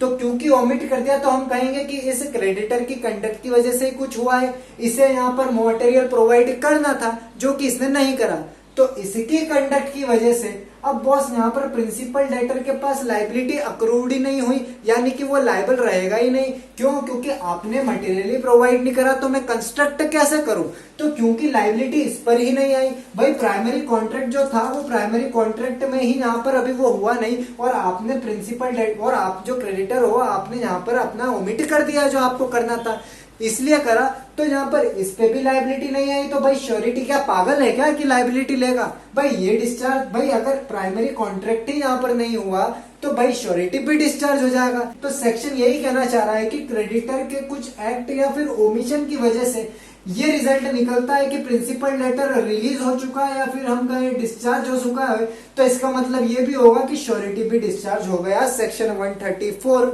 ये कहता है, 134, हाँ सेक्शन 134 ये कहता है। आगे आते हैं सेक्शन 135 पर आते हैं अब, और सेक्शन 135 भी डिस्चार्ज ऑफ श्योरिटी पर बात करता है। एंड थिंग इज दैट ये सारे सेक्शंस जो मैं बात कर रहा हूँ ना, यहाँ पर सबके सब सेक्शंस में क्रेडिटर के कंडक्ट की वजह से ही डिस्चार्ज हो रहा जा रहा है, ठीक है। तो सेक्शन 135 कहता है discharge of surety when creditor compounds with, gives time to or agrees to not to sue principal debtor. तीन चीजें कही जा रही है यहाँ पर, ये कहना चाह रहा है। देखिए यहाँ पर जो बात करी जा रही है श्योरिटी के डिस्चार्ज की करी जा रही है, ठीक है, क्लियर है सर। और ये भी बात करी जा रही है कि यहाँ पर क्रेडिटर के कुछ कंडक्ट की वजह से चीजें हो रही है। तो क्रेडिटर अब यहाँ पर क्या कंडक्ट करता है ये समझिए। प्राइमरी कॉन्ट्रैक्ट में होता है, हमने समझ लिया, यानी कि प्राइमरी कॉन्ट्रैक्ट से मतलब भाई क्रेडिटर और प्रिंसिपल डेटर के कॉन्ट्रैक्ट के बीच में यहाँ पर कुछ हेरा फेरी हो रही है। भाई क्या हो रही है, वो ये कहना चाह रहे हैं कि भाई क्रेडिटर ने कुछ ऐसा कंडक्ट कर दिया है, अब वो कहता है प्रिंसिपल डेटर को कि प्रिंसिपल डेटर आपको मैं एक समय भाई कंपाउंड्स विथ, यानी कि composition, time and not to sue के रिगार्डिंग यहाँ पर वेरिएशन बताया जा रहा है। तो कंपोजिशन का मतलब ये होता है कि क्रेडिटर से अगर आपने लिए थे 1 लाख रुपए, श्योरिटी दे रखी थी, एक इतना भला व्यक्ति था उसने श्योरिटी दे रखी थी, गारंटी दे रखी थी, ठीक है, कि अगर 1 लाख रुपए ये नहीं देगा तो मैं दूंगा, अंबानी हूं मैं, अगर 1 लाख रुपए ये नहीं देगा तो मैं दूंगा, ठीक है। अब होता यह है कि क्रेडिटर क्या करता है, प्रिंसिपल डेटर को एक समय दे देता है कि भाई 1 लाख रुपए आपने नहीं दिए, चल ठीक है इस वक्त तुझे देना था तो एक काम करो, टाइम बढ़ा देता हूं मैं, कुछ ऐसा यहाँ पर क्रेडिटर कंडक्ट करता है। दूसरा ये टाइम से रिगार्डिंग बताया मैंने। दूसरा है कंपोजिशन। भाई कंपोजिशन का मतलब ये है कि भाई 1 लाख रुपए लौटाने थे भाई क्रेडिटर को, तो क्रेडिटर यहाँ पर थोड़ा उम्मीदवार ये बनता है कि वो कहता है कि चलो ठीक है 1 लाख रुपए, एक काम कर तू 50,000 ही मेरे को रिटर्न कर देना। कंपोजिशन हुआ यहाँ पर, ठीक है। तो कुछ इस तरीके का कंडक्ट हुआ क्रेडिटर के द्वारा। वो कहता है नॉट टू स्यू। थर्ड तरीके का कंडक्ट ये कहना चाह रहा है कि अगर प्रिंसिपल डेटर अगर अपनी लायबिलिटी नहीं निभा पा रहा है, यहाँ पर 1 लाख रुपए नहीं दे रहा है, तो यहाँ पर ठीक है क्रेडिटर को राइट रहता है कि वो केस कर सकता है उसके नाम पर, ठीक है। बट वो ये भी कह देता है कि चल तू नहीं हमें रिटर्न कर, अगर तू रिटर्न नहीं करता तो मैं तुझे स्यू भी नहीं करूंगा। कुछ इस तरीके का कंडक्ट कर देता है क्रेडिटर। तो इन शॉर्ट ये 3 तरीके के अगर कंडक्ट होते हैं प्रिंसिपल डेटर और क्रेडिटर के बीच में, अगर ये 3 तरीके के कॉन्ट्रैक्ट में अगर चीजें में हेराफेरी होती है, अगर वो 1 लाख रुपए रहते हैं तो 50,000 कहने की बात कर देता है, या मैं कहूँ कंपोजिशन करता है, या कुछ समय दे देता है, या वो कह देता है कि चल मैं ठीक है प्रिंसिपल डेटर साहब आपको स्यू नहीं करूंगा। अगर ये सब चीजें होती है, बट कब, वो भी श्योरिटी के विदाउट कंसेंट से या विदाउट नॉलेज में अगर ये सब चीजें होती है। भाई श्योरिटी ने जो गारंटी दे रखी थी उसको ही नहीं बता रहे हो आप, जो भी चीजें हेरा फेरी कर रहे हो आप वही नहीं बता रहे हो, उस व्यक्ति को ही नहीं बना रहे हो जो इतना भला व्यक्ति था जो आपके नाम की गारंटी लेकर बैठा था, आप तो उसको भूल ही गए। आपने उनको ये बताया नहीं कि ठीक है मैंने इसको समय बढ़ा दिया है, ठीक है मैं इसको स्यू नहीं करूंगा, ठीक है मैंने इसको थोड़ा कंसेशन कर दिया, 1 लाख की जगह 50,000 रुपए देना है। तो ये सब चीजें आप कर रहे हो तो श्योरिटी को तो बताओ। श्योरिटी की कंसेंट ही नहीं, उसको नॉलेज ही नहीं। तो यहाँ पर क्योंकि नॉलेज और कंसेंट नहीं थी और क्रेडिटर ने कुछ ऐसा कंडक्ट कर दिया, तो मान लिया जाएगा कि श्योरिटी यहाँ पर डिस्चार्ज हो चुका है। भाई क्लियर है? कहता है सेक्शन 135। देखिए अब सेक्शन 136 क्या कहना चाह रहा है। अभी सेक्शन 135 भूलना मत, क्योंकि उसके कंपैरिजन में ही चलेगा सेक्शन 136। ये ऐसा पहला सेक्शन है जिसमें बोल दिया गया कि डिस्चार्ज नहीं होगा। कौन सा सेक्शन 136? ये कहता है कि श्योरिटी डिस्चार्ज नहीं होगा अगर क्रेडिटर किसी थर्ड पर्सन से एग्रीमेंट कर लेता है। हम क्रेडिटर की कंडक्ट की बात कर रहे हैं, नो डाउट, पर वो ऐसा कंडक्ट करता है कि वो किसी थर्ड पर्सन से एग्रीमेंट कर लेता है, तो उस केस में यहां पर श्योरिटी डिस्चार्ज नहीं होगा। क्या कहना चाह रहा है, आगे पढ़ते हैं। Where a contract to give time to principal debtor. देखिए सेक्शन 136 में भी टाइम बढ़ाने की बात करी जा रही है। बढ़ा भी कौन रहा है? क्रेडिटर बढ़ा रहा है। और वो कह रहा है कि ठीक है ऐसा कॉन्ट्रैक्ट हो रहा है कि क्रेडिटर टाइम देता है प्रिंसिपल डेटर को। Give time is made by the creditor, creditor के द्वारा दिया जाता है। बट किसको? विद थर्ड पर्सन को। थर्ड पर्सन को यहाँ पर वो बोलता है कि प्रिंसिपल डेटर का मैं टाइम बढ़ाता हूं, थर्ड पर्सन के साथ एग्रीमेंट देता है। तो उस केस में यहाँ पर श्योरिटी डिस्चार्ज नहीं होगा। यहाँ पर कह दिया कि जो आप यहाँ पर टाइम बढ़ाने की बात कर रहे हैं, जो कॉन्ट्रैक्ट नया बना है, क्रेडिटर ने जो कॉन्ट्रैक्ट नया बनाया है कि प्रिंसिपल डेटर को मैं थोड़ा टाइम और देता हूं, तो ये उसने थर्ड पर्सन से बनाया है, ना कि वो प्रिंसिपल डेटर से कॉन्ट्रैक्ट कर रहा है ऐसा। तो क्योंकि प्रिंसिपल डेटर से वो कॉन्ट्रैक्ट नहीं हुआ है, that's why we are saying कि श्योरिटी यहां पर डिस्चार्ज नहीं हुआ। सेक्शन 135 में हमने क्या पढ़ा था, जरा रिकॉल करें तो सेक्शन 135 में हमने पढ़ा था, टाइम बढ़ाने की बात करी थी। बट उस केस में प्रिंसिपल डेटर और क्रेडिटर के बीच में यहाँ पर कुछ हुआ था हेरफेर, ठीक है। क्रेडिटर यहाँ पर प्रिंसिपल डेटर के बीच में कॉन्ट्रैक्ट होता है एक नए तरीके का कि ठीक है मैं तुझे टाइम देता हूं और तू बाद में दे देना। तो उस केस में यहाँ पर श्योरिटी से आपको कंसेंट लेना पड़ेगी, अगर नहीं ली तो आपने यहाँ पर कह दिया कि श्योरिटी डिस्चार्ज हो गया। बट कब हुआ था यहाँ पर? जब क्रेडिटर और प्रिंसिपल डेटर के बीच में कुछ कॉन्ट्रैक्ट में हेरा फेरी हुई थी, तो ठीक है। बट इस केस में क्या हुआ कि क्रेडिटर ने प्रिंसिपल डेटर से बीच में यहाँ पर कॉन्ट्रैक्ट नहीं हुआ, क्रेडिटर तो किसी थर्ड पर्सन से कॉन्ट्रैक्ट करता है कि हाँ ठीक है इस प्रिंसिपल डेटर का मैं कुछ टाइम और बढ़ाता हूं। तो भाई क्रेडिटर और थर्ड पर्सन के बीच में एग्रीमेंट हुआ, that's why we are saying that surety is not discharge. भाई क्लियर है? एग्जाम्पल पे आ जाओ। आते में ये बताना चाह रहे हैं कि एक बिल ऑफ एक्सचेंज है, बीओई, एक बिल ऑफ एक्सचेंज है विच वॉज ड्रॉन बाय श्योरिटी, जो कि ए है। भाई ए के द्वारा एक बिल बनाया गया, ठीक है, और जो कि वो श्योरिटी है, ए में बता दिया गया कि ए यहाँ पर श्योरिटी है। तो यहाँ पर एक bill of exchange which was drawn by A, जो कि एक श्योरिटी है, जो बिल है वो ए के द्वारा बनाया गया, ठीक है, और इस बिल को एक्सेप्ट किसने करा, इस पर्सन बी ने, कि ठीक है जो बिल आया है मैं इसको पे करता हूं। तो प्रिंसिपल डेटर यहां पर बन गया बी, जिसने इस बिल ऑफ एक्सचेंज को एक्सेप्ट करा पे करने के लिए, ठीक है, और ए यहां पर था श्योरिटी जिसने बिल ऑफ एक्सचेंज ड्रॉन करा, ठीक है। अब बी यहां पर प्रिंसिपल डेटर बन गया क्योंकि उसने एक्सेप्ट कर लिया पे करने के लिए। किसको पे करेगा, पर्सन सी को जो कि क्रेडिटर है, ठीक है। हुआ ये कि जो बिल ऑफ एक्सचेंज है ये बिल ऑफ एक्सचेंज ओवरड्यू था। ओवरड्यू हुआ मतलब भाई जब उसको पे करना था उस बिल को प्रिंसिपल डेटर को, किसको, क्रेडिटर को, उसने नहीं करा, ठीक है। अब होता ये है, ट्विस्ट ये आता है यहाँ पर कि जो पर्सन सी है, ये पर्सन सी जो भाई साहब है ये किसी थर्ड पर्सन से, मान लो एम नामक व्यक्ति से कॉन्ट्रैक्ट कर लेते हैं। मतलब मैं कहूं यहाँ पर, अगर इसकी भाषा में कहूं कि वो किसी थर्ड पर्सन से एग्रीमेंट कर लेते हैं। थर्ड पर्सन हमारा यहाँ पर एम है, वो थर्ड पर्सन से एग्रीमेंट करता है क्रेडिटर कि ठीक है इस प्रिंसिपल डेटर को मैं कुछ टाइम और देता हूं ये बिल पे करने के लिए। पर वो किससे करता है एग्रीमेंट, इस पर्सन एम से।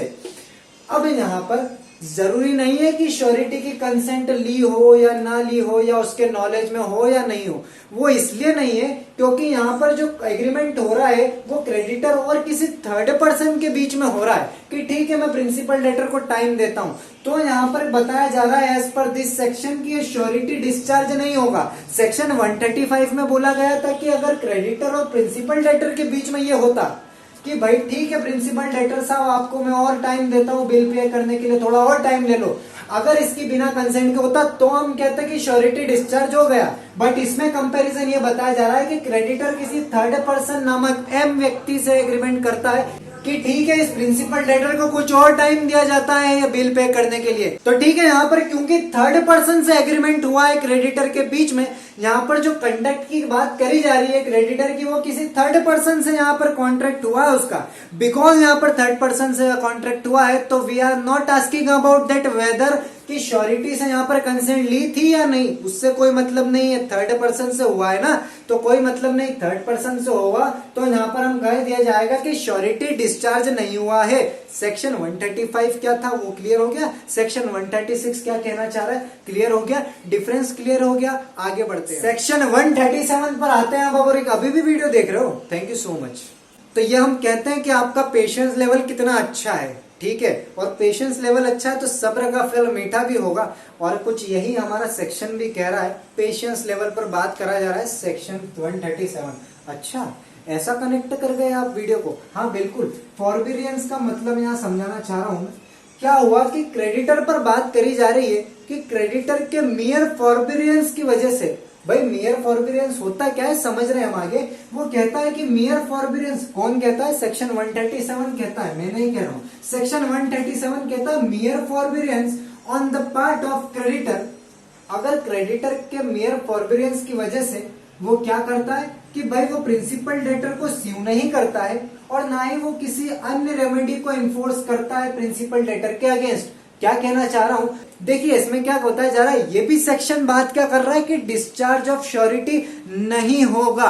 ये भी सेक्शन श्योरिटी के डिस्चार्ज नहीं होगा उस पर बात करा जा रहा है। ये कहना ये चाह रहा है कि भाई क्रेडिटर का पेशेंट लेवल है। भाई क्रेडिटर को यहाँ पर 1 लाख रुपए मिलना थे प्रिंसिपल डेटर से, 1 लाख रुपए प्रिंसिपल डेटर को देना थे, ठीक है, क्योंकि उसने इतनी देर कर दी। बट फिर भी मान लो मैं क्रेडिटर हूँ, बहुत दयालु आदमी हूं मैं, ठीक है, मैं इतना दयालु आदमी हूं कि मैंने 1 लाख रुपए दे रखे थे प्रिंसिपल डेटर को कि ठीक है 1 लाख रुपए तू मुझे इस रिटर्न कर देना। बट वो उस समय नहीं रिटर्न करता है। मैं सोचता हूँ ठीक है यार इस पर अब मैं चाहूं तो मैं उस पर केस कर सकता हूं, पर मैं तो दयालु आदमी हूं। मेरा पेशेंस लेवल देखो, आप देखो 1 लाख रुपए दे रखे हैं बंदे को प्रिंसिपल डेटर को, बट फिर भी मैं उसके अगेंस्ट केस फाइल नहीं कर रहा हूं। मैं ये सोच रहा हूं कि ठीक है दे देगा यार, ठीक है। या मैं कहूं कि मैं उसके अगेंस्ट कोई अदर रेमेडी भी इन्फोर्स नहीं कर रहा हूँ। क्यों? क्योंकि मैं दयालु आदमी हूँ। दयालु आदमी से इन द सेंस कहना चाह रहा हूँ भाई इन्फोर्स ऑफ रेमेडी नहीं कर रहा हूँ, मतलब मैं चाहूं तो भाई केस तो नहीं कर रहा हूं, बट अगर मैं चाहूं तो मैं ये भी कर सकता हूं कि और पेनल्टी लगा सकता हूं और कुछ इंटरेस्ट लगा दूंगा। भाई 1,00,000 रुपए देना था, नहीं अब तो 1,20,000 रुपए देना, इतना समय लगा दिया, मैं पेनल्टी लगाता हूं। तो ना मैं पेनल्टी लगा रहा हूं, मतलब कुछ दूसरी रेमेडी ना इन्फोर्स कर रहा हूं, ना ही उसके अगेंस्ट केस कर रहा हूं। क्यों? क्योंकि मैं दयालु आदमी हूं। तो ये मेरा मियर फॉरबियरेंस, मतलब मेरे क्रेडिटर, भाई creditor on the part of mere forbearance, मतलब मैं इतना पेशेंट हूं, मैं इतना ईगर नहीं हूं उसके केस के अगेंस्ट लाने में, ठीक है, कि मेरे को 1,00,000 रुपए दे ही सही, ठीक है। तो ये बात करी जा रही है फॉरबियरेंस पर, ठीक है। तो अगर ऐसा होता है, अगर मैं इतनी थोड़ी सी छूट दे रहा हूं उस प्रिंसिपल डेटर को, तो यहां पर ये कह दिया जाएगा कि इसका मतलब ये नहीं है कि श्योरिटी भी डिस्चार्ज हो गया है उसकी लायबिलिटी से। क्लियर है? अब क्या इस पे भी एग्जांपल दूं? सपोज कर लेना यार कि प्रिंसिपल डेटर मैंने 1,00,000 रुपए दिए थे, उसने मुझे लौटाने में देर कर दी, बट फिर भी मैं क्योंकि इतना नॉर्मल व्यक्ति हूँ, पेशेंस लेवल है मेरा इतना कि भाई ठीक है अभी नहीं दे रहा, दे देगा, अब इसके अगेंस्ट केस नहीं फाइल कर रहा हूं मैं, ना ही मैं इसमें कुछ पेनल्टी लगा रहा हूँ, तो इट डजंट मीन कि श्योरिटी भी यहाँ पर अपनी जगह से डिस्चार्ज हो गया। एग्जाम्पल ले लो, नॉर्मल सा एग्जाम्पल है, ठीक है। अब आते हैं नेक्स्ट सेक्शन, अब आते हैं सेक्शन 138 पर। इसको भी सेंटर फ्रेश समझ के खा जाओ, उतारना मत बस, क्योंकि ये सिंपल सी बात कहना चाह रहा है कि रिलीज ऑफ वन को surety does not discharge other. एक और सेक्शन आ गया कि वो ये कह रहा है कि श्योरिटी डिस्चार्ज, हाँ तुम बजा लो पहले हॉर्न यार। एक और ये सेक्शन आ गया है कि उसने कह दिया है कि श्योरिटी डिस्चार्ज नहीं होगा। भाई को श्योरिटी मतलब क्या होता है? को श्योरिटी का सिंपल सा मतलब ये होता है कि एक से ज्यादा यहाँ पर श्योरिटी है, एक से ज्यादा दयालु व्यक्ति है बॉस, ठीक है। तो एक से ज्यादा यहाँ पर श्योरिटी है, उसको कहते हैं यहाँ पर को श्योरिटी। और ये कह दिया इस सेक्शन में, वो कहना चाह रहा है कि अगर एक से ज्यादा श्योरिटी है, मान लो 3 बंदे हैं, ये 3 श्योरिटी दे रखी, 3 व्यक्ति ने गारंटी दे रखी है, एग्जाम्पल ले लेना कोई सा भी, 3 व्यक्ति ने गारंटी दे रखी है, तो इसका ये कहना मतलब है कि अगर एक श्योरिटी रिलीज होता है, इट डज नॉट मीन कि ये 2 श्योरिटी भी रिलीज हो चुके, इट डज नॉट मीन कि ये 2 श्योरिटी भी डिस्चार्ज हो चुके। बस ये सेक्शन ये कहना चाह रहा है। रिलीज ऑफ वन को श्योरिटी, अगर इन को श्योरिटी में से कोई एक अगर रिलीज हो रहा है, it does not mean that discharge of other, इसका मतलब ये नहीं है कि ये अदर जो है को श्योरिटी ये भी डिस्चार्ज हो गए। सेक्शन 138 नॉर्मल से सेक्शंस में मैं एग्जांपल नहीं दे रहा हूं, आप भी कंसिडर कर सकते हो।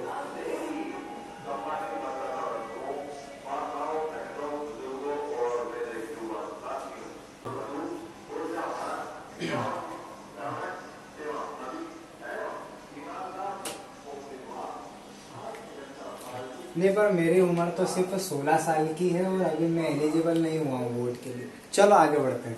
सेक्शन 139 कहता है कि discharge of surety by creditors के एक्ट की वजह से या उसके ओमिशन की वजह से, और वो किस तरीके का एक्ट, किस तरीके का ओमिशन, ये हम जानते हैं। ये अब सेक्शन में बात करी जा रही है कि श्योरिटी डिस्चार्ज हो जाएगा। पहले ही मैं रिजल्ट बता देता हूं आपको कि श्योरिटी डिस्चार्ज हो जाएगा, बट कब होएगा, क्यों होएगा, कैसे होएगा, ये जो मैं बता रहा हूं ना, ये थोड़ा हलवा ठंडा है, इसको गर्म करके खाएंगे तो ठीक है सिंपल। होता ये है कि discharge of surety by creditors act, creditor का एक्ट, अब वो कैसा act, which is inconsistent with the rights of surety. भाई क्रेडिटर को का कुछ ऐसा एक्ट जो कि श्योरिटी के राइट्स के इनकंसिस्टेंट जा रहा है, या फिर क्रेडिटर का कुछ ऐसा ओमिशन, कैसा ओमिशन कि भाई to do any act which is his which his duty to the surety requires him to do. यानी कि इस क्रेडिटर को एक ऐसा एक्ट करना था, बट उसने उस एक्ट को ओमिट कर दिया, यानी कि उसकी ड्यूटी थी कि उसको वो करना था, बट वो उसने ओमिट कर दिया, ठीक है। तो कहना ये चाह रहा है कि क्रेडिटर के कुछ ऐसे एक्ट की वजह से, वो एक्ट कैसा ये जाना, बट क्रेडिटर के कुछ ओमिट की वजह से वो ओमिट कैसा वो जाना, ठीक है। आगे ये बता दिया at eventually remedy of the, भाई लिंक्ड है सारी चीजें हो, and eventually remedy of the surety, surety है ये, ठीक है, इसका मतलब surety himself against the principal debtor and thereby is impaired। आखिरी की लाइन नहीं समझ में आई होगी, ऊपर की नहीं समझ में आई, सर एग्जाम्पल दे दो। आ जाते हैं एग्जाम्पल पर। ये मैं कहना चाह रहा हूँ, अगर ये सारी चीजें हैं तो यहाँ पर श्योरिटी डिस्चार्ज हो गया। नहीं आया सर क्लियर? क्योंकि पहले तो आपने बोला था कि सर कंसेप्ट टेक्निकल नहीं है, कॉम्प्लेक्स नहीं है, क्यों कॉम्प्लेक्स लेके जा रहे हो? ठीक है, मैं एग्जाम्पल देता हूँ। बड़े आप तो मुझे बोल रहे थे कि हम तो ऐसा समझाते हैं कि बच्चों को भी समझ में आ जाए, हमें ही समझ में नहीं आया ये सेक्शन, तो बच्चे क्या समझेंगे? ठीक है, तो भाई मैं आ जाता हूँ एग्जाम्पल पर। एक एग्जाम्पल है, ए बी और सी है, यानी कि एक एग्जाम्पल है और इसमें 3 लोग हैं। एक है प्रिंसिपल डेटर, एक है क्रेडिटर, एक है श्योरिटी। सर बहुत पता है यार, यही तो कर रहे हैं हम। ठीक है, अब हलवा गर्म करने में गैस तो जलानी पड़ेगी ना, तो गैस जलाई मैंने। ठीक है, अब ठीक है, ये एग्जाम्पल में कुछ ऐसा होता है कि जो प्रिंसिपल डेटर है इसको बैंक में रख लिया जाता है। किसके कहने पर? यानी कि बैंक में नौकरी लगाई जाती है। वो भी कहां पर बिठाते हैं इसको? कैशियर में। वाह, आसपास पैसा ही पैसा है। बट दिक्कत ये होती है, यहाँ पर इसको कैशियर की नौकरी मिलती है बैंक में। कौन देता है? ये क्रेडिटर साहब देते हैं, बैंक में नौकरी देते हैं। किसके रूप में? कैशियर के रूप में देते हैं। ठीक है, अब यहाँ पर किसके कहने पर? श्योरिटी पर, कि श्योरिटी यहाँ पर गारंटी देता है क्रेडिटर साहब को कि क्रेडिटर साहब इसको आप एज ए कैशियर आपके बैंक में अपॉइंट कर लीजिए। अगर ये कल को कुछ करता है तो मेरी गारंटी, अगर ये कुछ चोरी वगैरह कुछ भी लॉस होता है आपको, तो मैं गारंटी देता हूं, मैं भरपाई करूंगा। बट थिंग इज दैट कि कुछ मेरी कंडीशंस हैं। कौन कहता है? मैं नहीं, श्योरिटी कहता है। श्योरिटी क्रेडिटर को ये कहता है कि आप हर महीने इसको सैलरी दोगे ना। ठीक है, आप इसको कैशियर के तौर पर रख रहे हो मेरे कहने पर, ठीक है रखो, अच्छी बात है। बट मेरे को है ना इस पर कुछ डाउट है बॉस। किस पर? इस बी पर कुछ मुझे डाउट है कि मैं इसको कैशियर की नौकरी पे तो रखवा रहा हूं, आपके कहने पर आप रख रहे हो, बट है ना आप हर महीने इसको थोड़ा चेक कर लेना। किस तौर पर? भाई आपका कैशियर है, आप खुद भी चेक कर लेना कि आखिरी में कुछ काम कर रहा है कि नहीं। क्योंकि है ना मुझको इस पर डाउट है कि ये थोड़ा कुछ फ्रॉड कर सकता है, चोरी वगैरह कर सकता है, थोड़ा तो डाउट है। तो हर महीने की आखिरी तारीख पर थोड़ा आप चेक कर लेना आपका चीजें, ठीक है, इसको थोड़ा। तो बोले ठीक है, ओके। इस बात पर मैं श्योरिटी देता हूं। अब मैं देता हूं कि ठीक है करता है तो, बट फिर भी अगर करता है तो मैं गारंटी देता हूं। ठीक है, होता यह है कि क्रेडिटर साहब लास्ट के महीने में इसको चेक करते ही नहीं। एज ए कैशियर जो चीजें हैं वो आप कैश जो है वो चेक कर लेना, वो ये कंडीशन दे रखी थी श्योरिटी ने, बट क्रेडिटर ये चीज नहीं करता है। थिंग इज दैट कुछ महीने बाद ऐसा होता है कि यहाँ पर पता चलता है कि जो कैशियर था, जो प्रिंसिपल डेटर था, इसने चोरी कर ली। आता है क्रेडिटर इस श्योरिटी के पास कि भाई श्योरिटी तूने इसकी दी थी पर इसने चोरी कर ली, यार मेरा तो नुकसान हो गया, अब तू मेरे को भरपाई कर। तो बोले किस बात की भरपाई? मैंने बोला था, एक कंडीशन रखी थी कि आखिरी में इसके तू सारी चीजें चेक कर लेना, क्योंकि मुझे पता था कि ये कुछ कर सकता है, तूने वो करी? बोले नहीं करी। तो हट जा फिर अलग। किस बात की गारंटी? मैं डिस्चार्ज हो चुका हूं। भाई मैंने जो बोला था वो कंडीशन, जो मतलब मैंने तेरे से उम्मीद रखी थी कि क्रेडिटर का कुछ यहाँ पर ऐसा ओमिशन हो गया, जो उसकी ड्यूटी थी, जो उसको करना था वो नहीं करा, ओमिट कर गया, दैट्स व्हाई श्योरिटी डिस्चार्ज हो गया बॉस। सेक्शन 139 कहता है। अभी भी जोश है ना मेरे में? ठीक है, अब आते हैं हम इनवैलिडेशन पर। अरे चश्मा उतार देता हूं, ज्यादा पढ़ाकू लग रहा हूं। इनवैलिडेशन जो था हमारा थर्ड और लास्ट है टॉपिक, बहुत सिंपल है बिल्कुल। इसको मतलब इसको ये गर्म है थोड़ा, इसको फूक फूक के खाओ। कैसे भाई? सेक्शन 142 एंड 143 बात करते हैं इनवैलिडेशंस पर, यानी कि कॉन्ट्रैक्ट यहाँ पर इनवैलिड ही हो गया तो यहाँ पर श्योरिटी डिस्चार्ज। कैसे भाई? सेक्शन 142 बात करता है कि मिस रिप्रेजेंटेशन के थ्रू आपने गारंटी ऑब्टेंड कर ली। किसने? क्रेडिटर साहब ने। तो यहाँ पर श्योरिटी डिस्चार्ज होगा। सेक्शन 143 कहता है कि बाय मीन्स ऑफ कंसीलमेंट के थ्रू अगर आपने गारंटी ऑब्टेंड कर ली तो भी यहाँ पर श्योरिटी डिस्चार्ज होगा। कैसे? आइए जानते हैं। कह रहा है सेक्शन 142 कि अगर आप गारंटी ऑब्टेंड करते हैं, कौन? क्रेडिटर साहब, अगर आप गारंटी ऑब्टेंड करते हैं, गारंटी लेते हैं श्योरिटी से via means of misrepresentation के थ्रू अगर लेते हैं आप गारंटी, और विथ हिज नॉलेज और assent concerning a material part, भाई material part of this transaction, तो वहां पर जो आपने श्योरिटी ली, जो आपने गारंटी ली, वो गारंटी में जो श्योरिटी खड़ा है वो डिस्चार्ज हो जाएगा।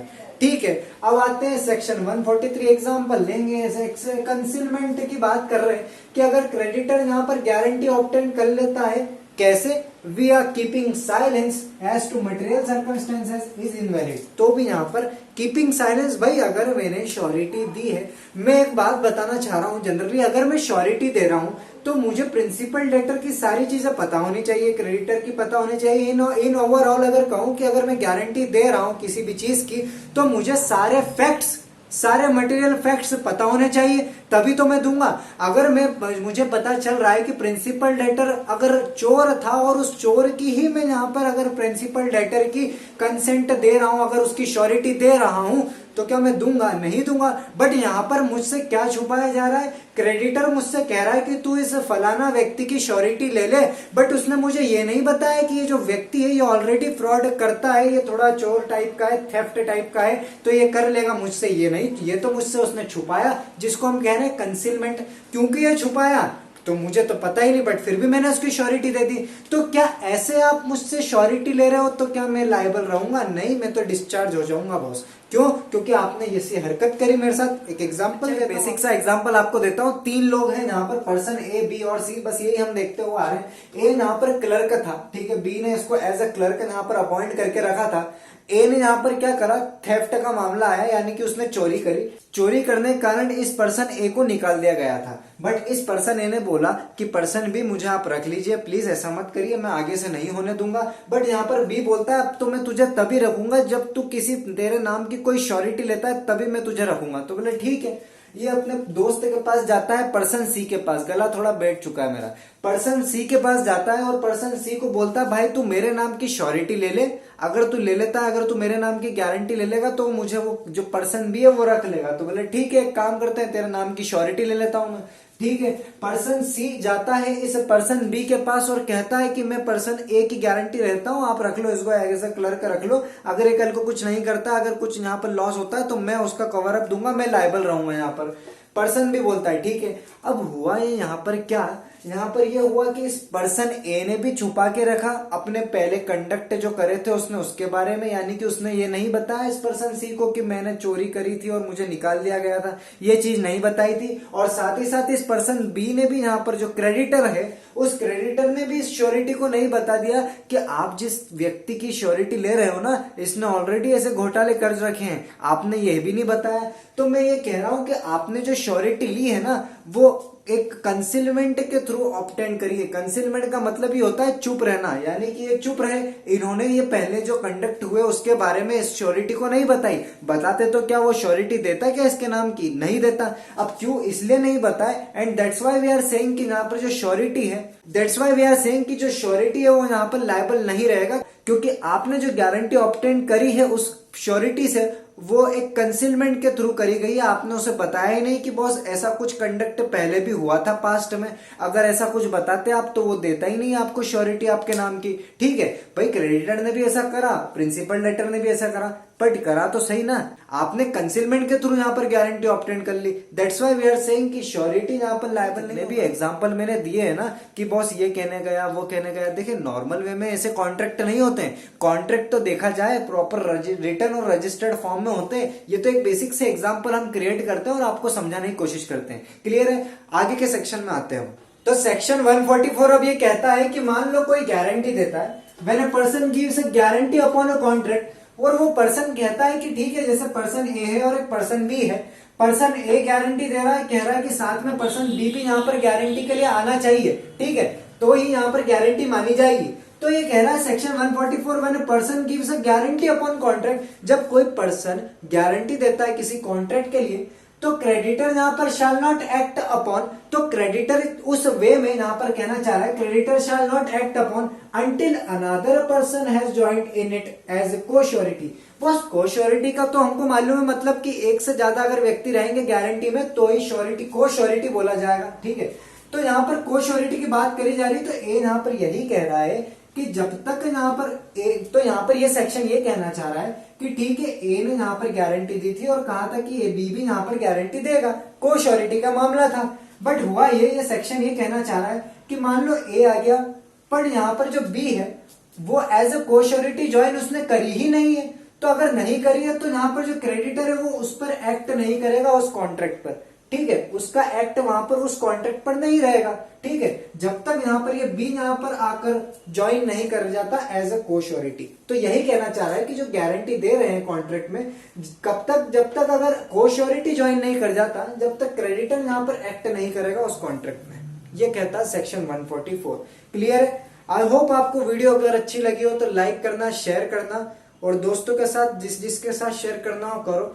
कमेंट तो जरूर कर देना यार, इतनी मेहनत लगी है, गला दुखने लग गया मेरा इतना बोल बोल के। चैनल को सब्सक्राइब जरूर कर लेना। इंस्टाग्राम पर भी आप मुझे फॉलो कर सकते हैं, लिंक डिस्क्रिप्शन पर है, वहां पर भी डेली आपके लिए नॉलेजफुल कंटेंट मिलता है और हमेशा आपको मिलता रहेगा। मेरी रिस्पॉन्सिबिलिटी, आपके इतने सपोर्ट के कारण ही मैं इतना बोल पा रहा हूँ और इतने डेडिकेशन के साथ पढ़ा पा रहा हूं। मिलते हैं किसी नेक्स्ट टॉपिक के साथ, किसी अगले टॉपिक में। तब तक के लिए जय हिंद, जय Bharat. Thank you so much.